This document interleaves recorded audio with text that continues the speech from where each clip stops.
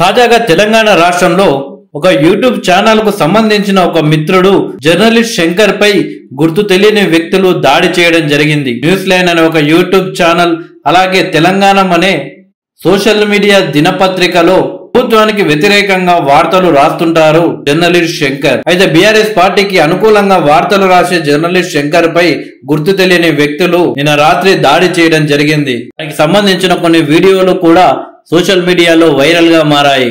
అయితే ఆ యొక్క వీడియోలో గుర్తు తెలియని వ్యక్తులు జర్నలిస్ట్ శంకర్ పై దాడులు చేయడం, అలాగే కొందరు మహిళలు కూడా జర్నలిస్ట్ శంకర్ ని తరుముతున్నట్లు క్లియర్ గా కనిపిస్తుంటాయి.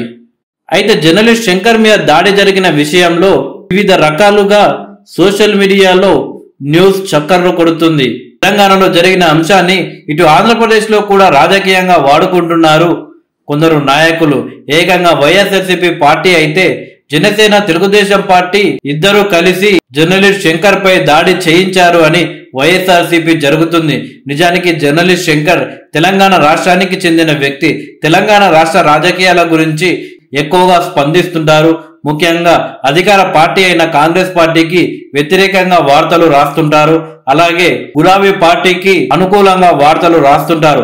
అప్పుడప్పుడు ఆంధ్రప్రదేశ్ రాష్ట్ర రాజకీయాలపై కూడా స్పందిస్తుంటాడు శంకర్. అయితే ప్రభుత్వాన్ని తరచూ ప్రశ్నిస్తున్నందుకే జర్నలిస్ట్ శంకర్ పై కాంగ్రెస్ పార్టీకి సంబంధించిన గూండాలే దాడులు చేశారు అని బీఆర్ఎస్ పార్టీకి సంబంధించిన నాయకులు అంటున్నారు. అలాగే మరొక వార్త ఏంటంటే, మహిళలతో అసభ్యంగా ప్రవర్తించినందుకు జర్నలిస్ట్ శంకర్ ని మహిళలు తరిమారు, వాళ్ళకు సంబంధించిన వాళ్ళు దాడులు చేశారని ఒక వార్త వైరల్ గా మారింది. మరొక వార్త ఏంటంటే, ఇది బీఆర్ఎస్ పార్టీకి సంబంధించిన స్కెచ్చే.